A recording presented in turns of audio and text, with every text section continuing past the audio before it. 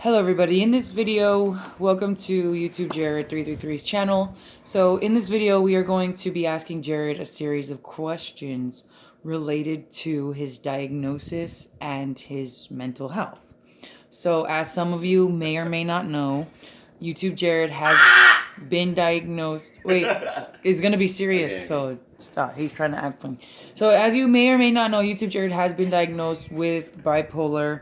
It runs in our family, and we're gonna talk to him about being diagnosed with bipolar, how he copes, and some of his symptoms. So Jared, when were you diagnosed with bipolar? Do you remember? First I was diagnosed with ADD. In high school. In middle school. In middle school. And this is because his teacher was calling home very often and making complaints against him and his behavior in class, in which he couldn't help. So he saw a psychiatrist, they put him on medication, and he was diagnosed at first with ADD. Okay, so then when were you diagnosed with bipolar? I want to say after. The first one psychiatrist put me as bipolar in. Was it? I would think it was middle school, high school, or high school, something like that. Okay, so with that being said, psychiatrists had put me as bipolar on the paper. And they put you on heavy medication. Yes, I remember. I don't know. You kept chopping a tree down. That's when I was in middle school and I was on Adderall for ADD. That wasn't for bipolar. Yeah, but it didn't work, right? No. So every day he would come home and chop down a tree for hours and hours and hours. Well, I was really didn't have any emotions, but the pills they were giving me, which was Adderall, I believe, made me worse than before. Okay, so what are your sleeping patterns like? What time do you usually go to bed? Now? Yeah. I'll go to bed anywhere from 12 to 3 a.m. And what time do you wake up? Anywhere from 6 a.m. to 8 or 9. Okay, so that is not a normal sleeping pattern. So do you have trouble sleeping? No. Do you hallucinate? Do you see like shadows or angels? No, but sometimes I see shadows. So. But okay, there was one episode you talked to me about in Las Vegas in which you heard several voices in your head. Yeah. So can you tell us about that episode? Yeah, well, I was working a lot. Isn't it? There you're having an episode on screen. No, but they heard it. The door. No, I know. So, the episode is really paranormal activity.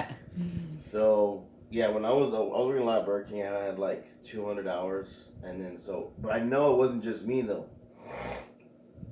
Because I was talking to other people and there was this huge explosion in the middle of Burger King. But you were the only one that could hear the voices.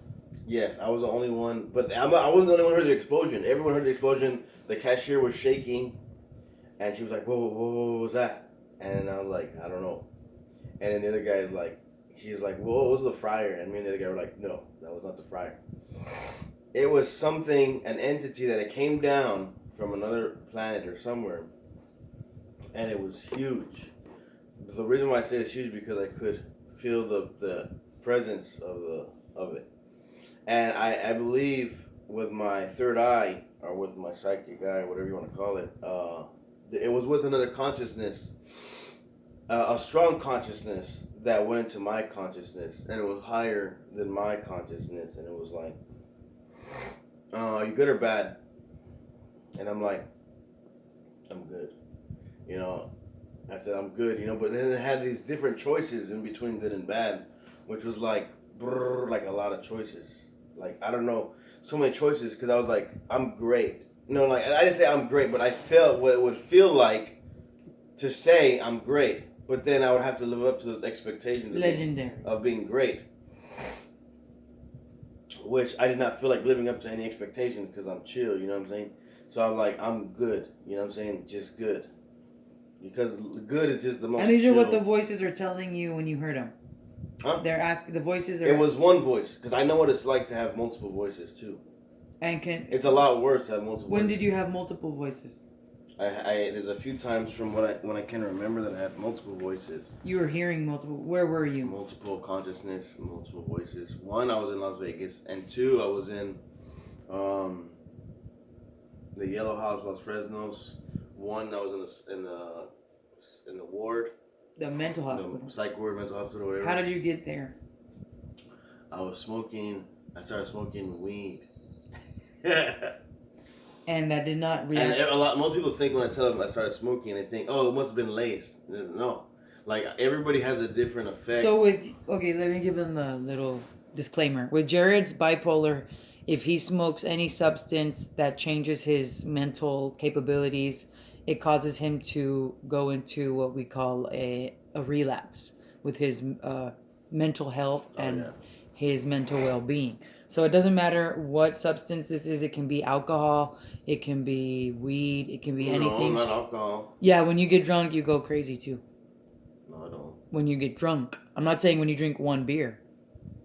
Maybe, I don't. Yeah. I don't. This doesn't. Alcohol and weed is totally different for me. But you still get crazy. I've seen you drunk. Okay. Normal people don't act like that. So, with that being said, is there any words of advice that you have to your viewers in which, if they have bipolar, that they can cope or that they can, is there hope for them? Oh, yeah. Like when I thought, because this is not just bipolar, like this is like bipolar with schizophrenic effect. When you're like hearing voices and stuff. But they call it schizophrenia, but did you see that? No. The lights just flicker like, dude, you didn't see that. I thought I saw a cat. The cat. No, that wasn't the cat, dude. The whole side of this house just like flickered. It wasn't all the lights. It was just the one over there turned off and on. Okay, focus on the question. Okay, so what the people call it, professionals are going to call it schizophrenic effect, because they don't know if you're hallucinating or if you're seeing something paranormal. So the thing is, sometimes it's both, because sometimes I'll be seeing something and no one else will see it maybe, or they're like right now. But she was looking over there though, but she would have saw the lights change. But if you tell somebody that you're seeing something like maybe a shadow people, they're like, oh, you have schizophrenia. If they don't believe in paranormal, they might call you out on it, like stuff like that. Mm-hmm. And say, oh, you have schizophrenic effect. And then bipolar is basically different emotions, different mania. Like, that's what bipolar is. Bipolar literally means two opposites. So like someone with like split personalities, they could be bipolar. Mm-hmm. Because it's polar opposites. That's what it means. But two sides. How would you offer them hope? Huh? How would you give your viewers hope if they suffer from? Oh yeah, so I was gonna say, like, when I was in the ward, I remember I'm like, I'm never gonna get out of here. Like, I was feeling the hopelessness, like you're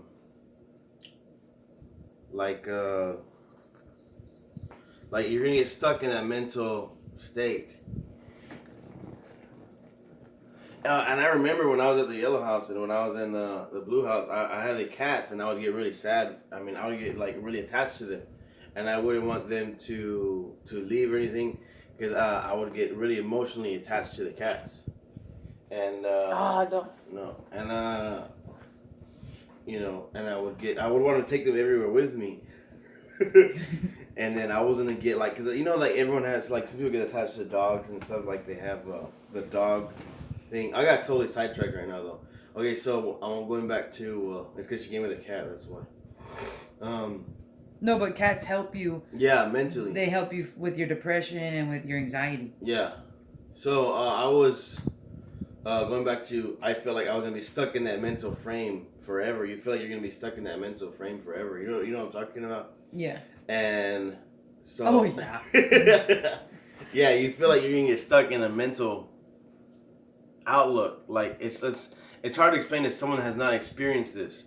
But the best way to explain this to someone who has not experienced this is like, okay, let's say you're sad one day, but that sadness doesn't leave. Like, you get sad over something, right? that sadness doesn't leave for like weeks and weeks and months, and you're like, oh, I'm gonna be sad forever. Holy you're like, I'm gonna be sad forever. Okay, imagine that sadness, but it's insanity. It's not sadness. It's a different. Not sad. It's insanity. It's a type of insanity, and you're like, oh crap, I'm gonna be like this forever. Well, you don't know if you are, but from what you've experienced, what you're experiencing, you very well could be, and it does. Some people do stay in that forever. Mind frame. But just be positive. One, be positive. Two, have a positive outlook on life, and you won't be as sad or negative and stuff like that. When whatever you're facing. Okay. So everybody, this has been Jared's video of talking about his diagnosis and his experience with bipolar. So don't forget to like, subscribe, and share. Check out his links in the description below. Check out his Patreon account, and now you get a little bit more of an understanding of where he's coming from. Yeah, check out my new. I'm new on Amazon Influencer. You have to have like so many subscribers and stuff. So Amazon.com/shop/YouTube Jared 333. You can buy anything you want. Peace out, guys. Have a good one. Like, subscribe, and share.